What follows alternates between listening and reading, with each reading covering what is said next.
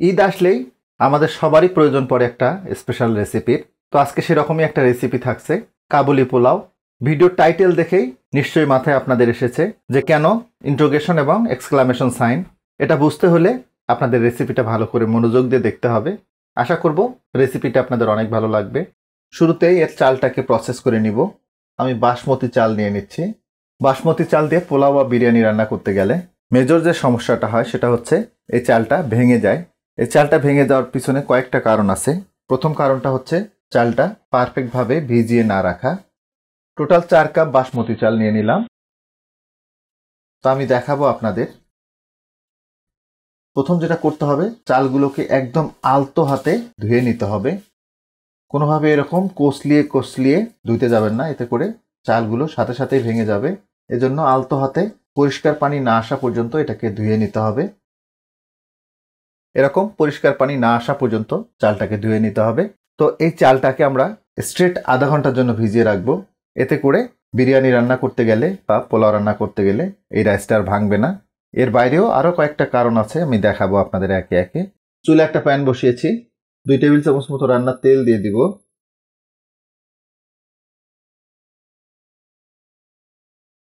সেই সাথে দিয়ে দেবো ঘি। 1 টেবিল চামচ মতো ঘি দিয়ে দিলাম। 100 গ্রাম কালো কিশমিশ দিচ্ছি। তবে কালো কিশমিশটা বাজার থেকে নিয়ে আসার পরে একটু ভালোভাবে ধুয়ে দেন পানিটা ঝরিয়ে নেবেন। আর যদি কালো কিশমিশ হাতের কাছে অ্যাভেলেবেল নাই থাকে, সেই ক্ষেত্রে নর্মাল যে কিশমিশটা আছে সেটাই ব্যবহার করতে পারবেন। কিশমিশটাকে হালকা করে একটু ভেজে নিলে দেখবেন যেটা সবগুলো ফুলে গেছে। দেখুন কিশমিশগুলো অনেকটাই ফুলে গেছে। তো এখন আমরা এতে গাজর দিয়ে দিব। 1 কাপ গাজর কুচিয়ে নিয়েছি।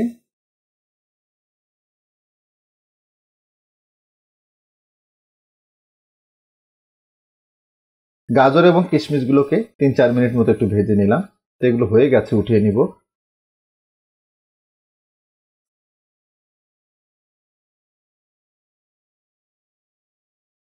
ওই একই তেলে 1 টেবিল চামচ মতো ঘি দিয়ে দিচ্ছি।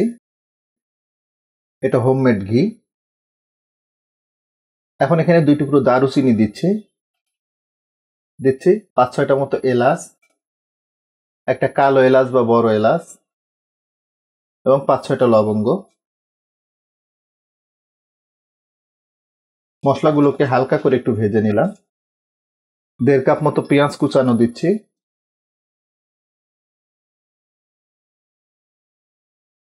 আমরা এখানে আরো আধা কাপ মতো তেল যোগ করব। এই রান্নাটায় তেলের পরিমাণটা একটু বেশি লাগে। পেঁয়াজগুলোকে লাইট ব্রাউন করে ভেজে নিতে হবে। মিডিয়াম হিটে পেঁয়াজগুলোকে 5-6 মিনিট মতো ভেজে নিলাম। অনেকটাই ব্রাউন কালার চলে আসছে। তো এখন এখানে মাংস দিয়ে দিব। তো তার আগে একটু দেখাই। দেখুন মাংসগুলোকে কিন্তু আমি একটু বড় করে কেটে নিয়েছি।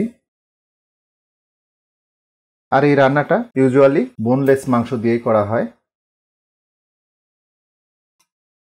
আমি এখানে টোটাল 2 কেজি বিফ নিয়েছি। এই রান্নাটা মূলত বিফ দিয়ে খুব ভালো লাগে, তবে চাইলে আপনারা মাটন দিয়েও করতে পারবেন। লবণ দিয়ে দিব। 1.5 টেবিল চামচ মতো লবণ দিলাম, এটা জাস্ট মাংসটার জন্য। দিচ্ছি 1 টেবিল চামচ জিরার গুঁড়া। প্রায় হাফ টেবিল চামচ মতো ধনিয়া গুঁড়া দিয়ে দিলাম।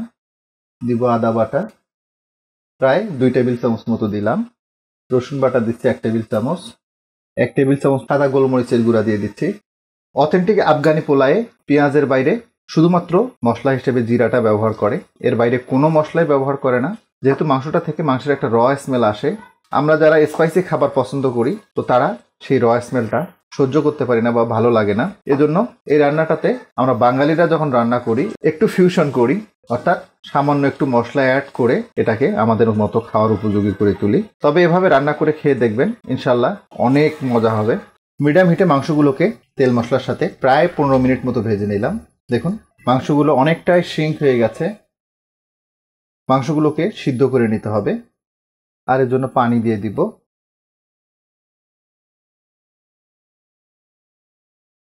দুই কেজি মাংসে স্ট্রেট 2 লিটার মতো গরম পানি দিয়েছি। মাংসটাকে খুবই ভালোভাবে সিদ্ধ করে নিতে হবে, তার কারণ এই কাবুলি পোলাওয়ের মাংসগুলো খুবই টেন্ডার হয়। জাস্ট হাতে ধরবেন এর কোষগুলো আলাদা হয়ে যাবে এরকম। আর এর জন্য আমরা শুরুতে এটাকে খুব ভালোভাবে কুক করে নিব। তো ঢাকনাটা লাগিয়ে দিব। চুলার জালটাকে মিডিয়ামেই রাখবো। মিডিয়াম হিটে মাংসটাকে প্রায় 1 ঘন্টা মতো রান্না করে নিলাম।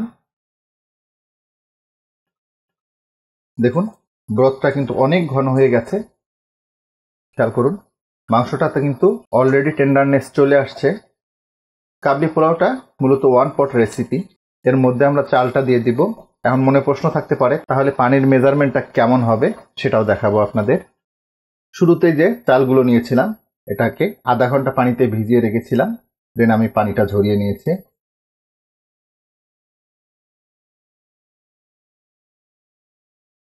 তো আমরা এখন এতে পানি দিয়ে দিব, তবে সেটা অবশ্যই গরম পানি।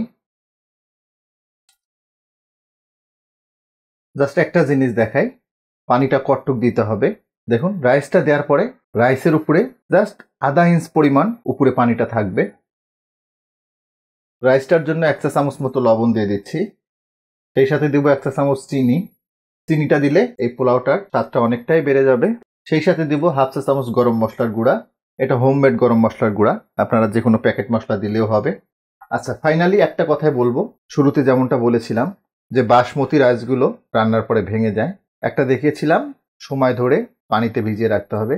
আর একটা যেটা, সেটা হচ্ছে এই যে রাইসটা দিলাম এরপরে আর বেশি নাড়াচাড়া করা যাবে না, নাড়াচাড়া করলে এটা ভেঙে যাবে। তো আমরা ঢাকনাটা লাগিয়ে দিব। পানিটা একটু শুকিয়ে না আসা পর্যন্ত চুলার জালটাকে মিডিয়ামেই রাখবো। মিডিয়াম হিটে আফগানি পোলাওটাকে প্রায় 10-12 মিনিট মতো রান্না করে নিলাম। এখন আর কাঠের চামচ ব্যবহার করব না, এরকম একটা স্প্যাচুলা ব্যবহার করছি। দেখুন রাইসটার উপরে পানিটা কিন্তু শুকিয়ে গেছে। শুরুতেই যে কিশমিশ এবং গাজরটা ভেজে রেখেছিলাম এখন দিয়ে দিব।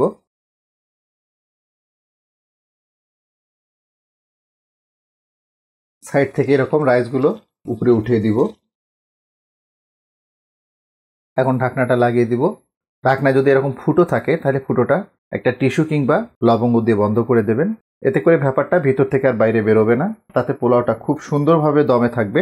তবে এই পর্যায়ে চুলার জালটাকে একদম লো করে দিতে হবে। আর দমে রাখার ব্যাপারে আরেকটা বিষয় বলে রাখি, যে পাতিলে রান্না করেন সে পাতিলের তলা যদি পাতলা হয়, সেই ক্ষেত্রে রুটি ভাজার যে তাওয়া, সেই তাওয়াটাকে গরম করে এরপরে পোলাওয়ের পাতিলটাকে তাওয়ার উপর বসিয়ে দমে রাখবেন। খেয়াল রাখবেন কোনো অবস্থাতেই যেন তলায় না লাগে।